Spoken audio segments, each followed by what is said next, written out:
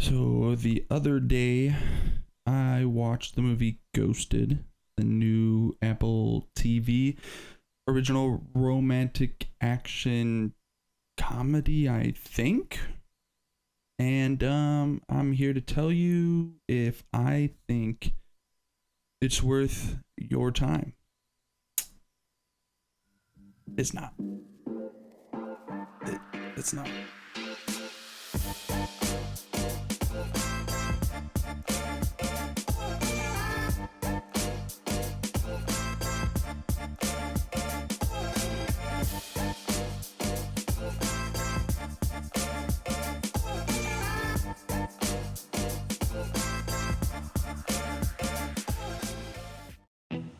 I was just wondering if you wanted to, go out sometime. You want to get a coffee? Now? Yes, now. I'll just hang on. When I wake up, well, I know I'm gonna be. Her name is Sadie. Who wakes up next to you? I mean, I know this sounds crazy, but I think she might be the one. So the movie Ghosted stars Ana de Armas and Respect the Role on the Armas. It's a beautiful name for a beautiful human, so please say it correctly. It's also starring that Chris Evans guy. Still think they could have gone with a better co-star to Ana de Armas. Ana de Armas plays this CIA agent who, well, Chris Evans' character is a man who sells plants, who's a fan of plant history, and Ana de Armas, again, CIA agent, for some reason is buying a plant, and he's helping her. It's not even his plant stand. He goes off to someone else's plant stand to sell a plant to her. And the interaction was horrible, not acting or like writing wise. I mean, both of those, but it was just like they had a bad interaction. But because of their physical attraction, I mean, again, Chris Evans, apparently people think he's okay looking.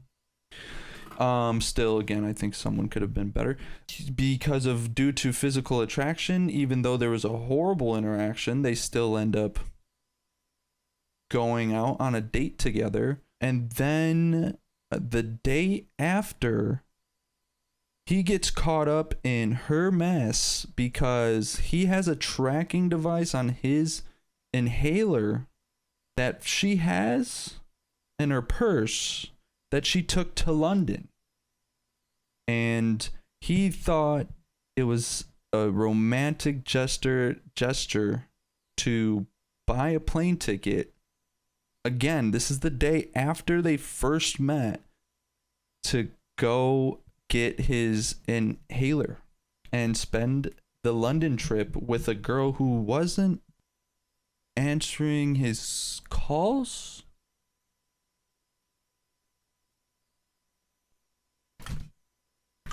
Saying this out loud, this is a Stalker movie. I just realized this is a Stalker movie, and due to the I guess it being Chris Evans and Ana de Armas, maybe people just look past that. But yeah, that's what this is. He literally goes to London to find a girl who he just met. The acting is just bad.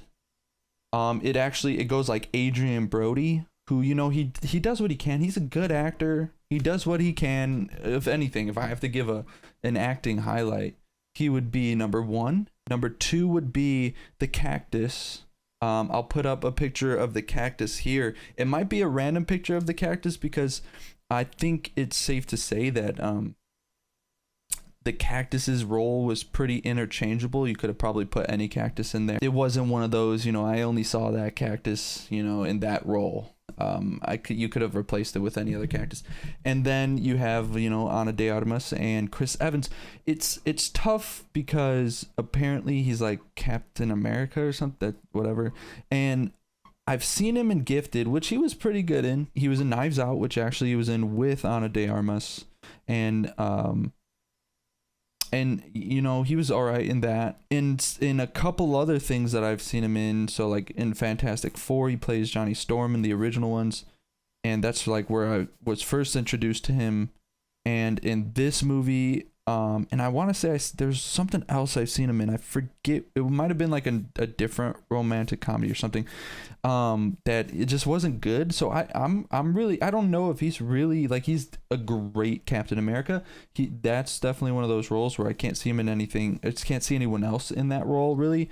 But aside from that, I still have yet to see if like he's really, if I would consider him really that good of an actor. Like maybe he doesn't really care, maybe he does, I'm not too sure. But Ana de Armas I know is a very good actress, and I've been impressed in multiple things that she's in. In this, it's just no one really does a great job. Like I said, Adrian Brody does what he can, but no one's great in this movie. In the first 20 minutes I was kind of like,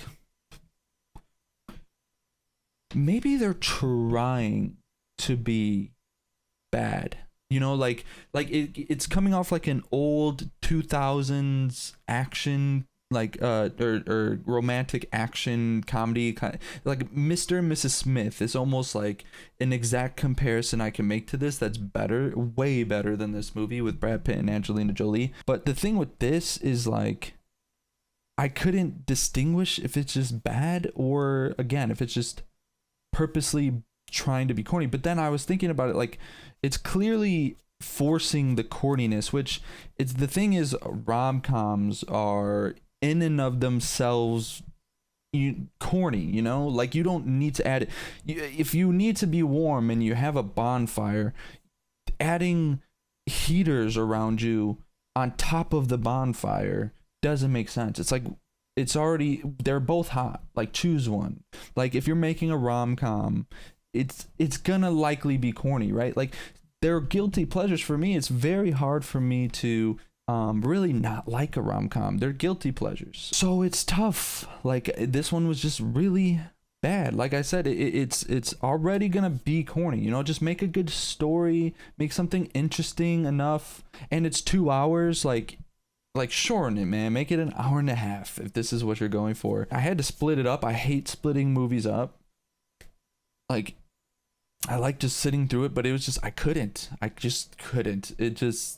I was an hour in and I didn't want to finish it, but I did because I wanted to make a review for it. Part of it also is that very clearly the green screens and the effects were bad, but I'm like, I don't know if that's just purposeful or if it's because they didn't get the budget or if it was just bad. Like I cannot tell with this movie. I think it's just bad. I think it was going for 2000s action, comedy, romance, but it was really just way too over the top in corniness. What I want to do is give you a couple options that are worth your time, because this isn't. I'm going to give it a 2 out of 10, and that's because Ana de Armas is in it, and she is one of the most gorgeous human beings to live on this planet. If you want a romantic dramedy, you gotta watch The Big Sick.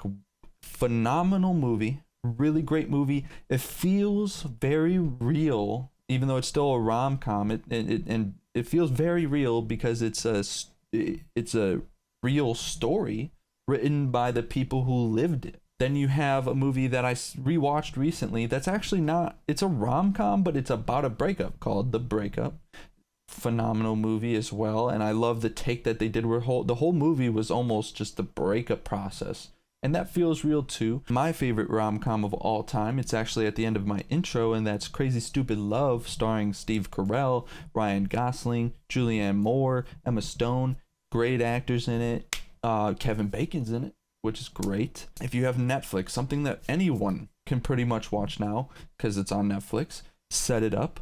Really fun romantic comedy there. And then if you were a cheeser and you're cheesing, looking for some ultimate cheese, one of my, I would say, I don't know if I'd call it one of my favorites ever, but a rom-com, or it's more of a romance straight up, that I really like is called Me Before You, starring Emilia Clarke. And that I think is also a really good one. Any of these movies that I've brought to you today are far more worth your time than Ghosted. So if you don't have Apple TV Plus, don't spend the money. Wait to use the free trial until something else comes.